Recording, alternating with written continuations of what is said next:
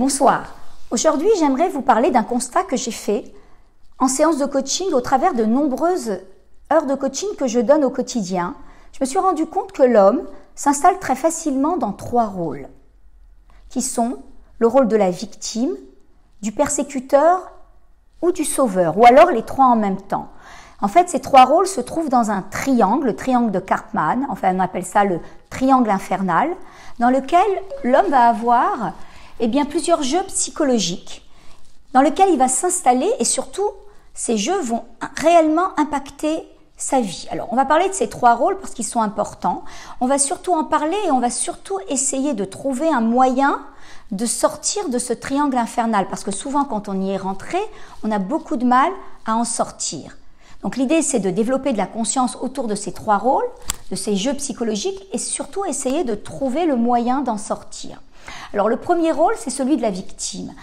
80% de la population réellement est installée dans ce rôle qui en fait n'engendre aucune remise en cause. On est bien, c'est confort, on ne bouge pas d'un iota et c'est surtout les autres qui sont responsables de ce que je vis. C'est mon patron, c'est mes enfants, c'est mon mari, c'est ma voisine, c'est ma belle-mère. L'idée, c'est que comme ça, à la limite, on va déployer aucun effort, on est ainsi dans une forme de conformisme et finalement, on se laisse un petit peu bercer par la vie. Je ne pense pas que ce soit l'homme qui soit réellement responsable de cela, mais la société. La société, en fait, va ôter toute forme de responsabilité et va finalement enlever toute autonomie parce que tout ce qu'elle va permettre en termes d'aide va vraiment nous couper un petit peu les bras et va nous déresponsabiliser face aux situations. On va même en arriver à pouvoir faire dépendre notre bonheur des autres. Ça veut dire qu'on va presque questionner l'autre, à savoir qu'est-ce qu'il pense de mon savoir-faire, qu'est-ce qu'il pense de mon savoir-être et surtout, est-ce que moi, je suis légitime au bonheur? Est-ce que réellement j'ai droit au bonheur? Ça va aller jusque-là. Ça, c'est en fait le premier rôle, le rôle de la victime. Le deuxième rôle, c'est le rôle du persécuteur. Le persécuteur, lui, va pointer du doigt, en fait, tout ce qui n'est pas fait. Il aura un réel impact sur la victime. Et le troisième, c'est le sauveur. C'est celui, en fait, vers qui va se tourner la victime pour pouvoir trouver de bonne grâce qu'on puisse l'aider. Et d'ailleurs, ce sauveur va même des fois intervenir même quand on l'aura pas appelé, quand on n'aura pas demandé son aide. En fait, quand on est dans ces trois rôles, on a une vision qui est très erronée, on a du mal à pouvoir y voir clair et en fait, pouvoir changer les choses est assez complexe. Alors, qu'est-ce qu'on va faire? On va devoir se tourner et entrer dans un autre triangle qu'on appelle le triangle vertueux. Ce triangle vertueux est composé en fait de trois pôles. Le premier, c'est la puissance. Le premier, c'est le pouvoir, pardon. Le deuxième pôle, c'est la puissance. Et le troisième pôle, la permission. Je répète, le pouvoir, la puissance et la permission. Alors le pouvoir, on va dire que en termes de pouvoir, tout pouvoir demande de grandes responsabilités. Quand on parle de responsabilité, j'ai envie de dire que nous sommes le premier responsable de ce que l'on vit, de ce qui nous arrive ici-bas. Alors, quand je parle de responsabilité, je ne parle pas de culpabilité. Je parle en fait d'autonomie. Ça veut dire qu'en réalité, Dieu nous a dotés d'un libre arbitre. C'est quoi le libre arbitre? C'est le pouvoir de pouvoir. Oui, j'ai le pouvoir de pouvoir parce qu'en fait, mon environnement a le pouvoir de ce que j'ai bien envie de lui donner et rien d'autre. Donc en réalité, quand je vis quelque chose qui ne me plaît pas, j'ai en vérité toutes les clés en moi pour pouvoir justement, alors attention, pas changer la situation, mais j'ai le pouvoir de vivre la situation à mon niveau complètement différemment. En fait, la question à se poser, c'est que quand je vis quelque chose qui ne me convient pas, c'est se poser la question, si j'étais moi le premier responsable de ma vie, qu'est-ce que je ferais pour pouvoir vivre au mieux cette situation?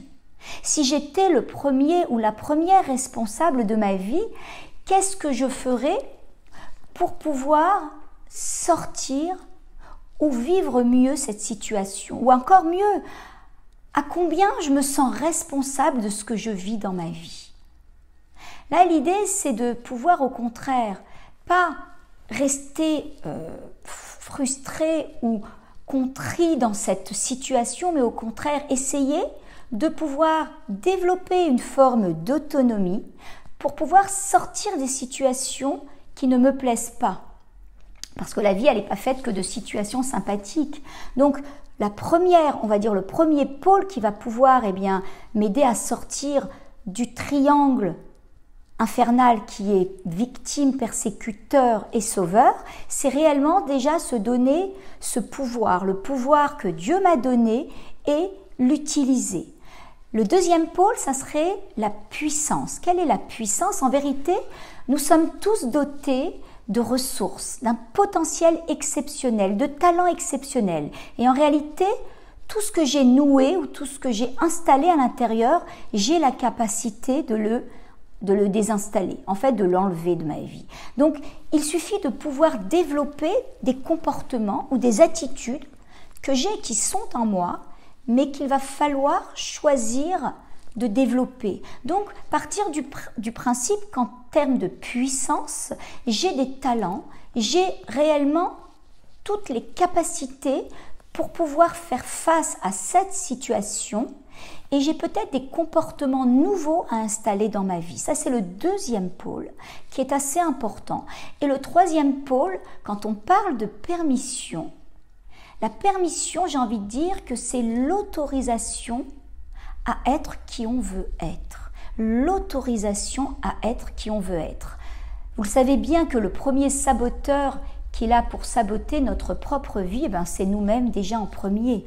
Donc s'autoriser à être quelqu'un d'autre, c'est quelque chose qui doit émaner de moi, c'est-à-dire qu'en réalité, m'autoriser à pouvoir changer. Vous savez, on confond souvent ce que je suis avec mon comportement.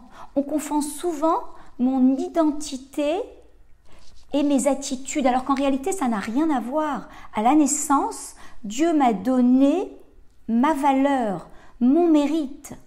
Et ça, personne sur cette terre peut me les enlever, ni mes comportements, ni le voisin, ni la voisine.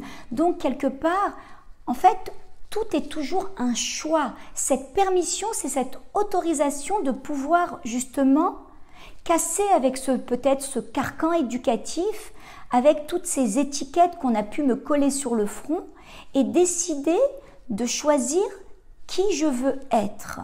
Cette permission, cette autorisation à pouvoir changer. Parce qu'en vérité, quand on parle de permission, la première permission que je dois m'octroyer, c'est d'avoir un regard lucide sur toutes ces croyances limitantes que j'ai pu finalement encoder tout au long de ma vie. Une croyance, c'est quoi?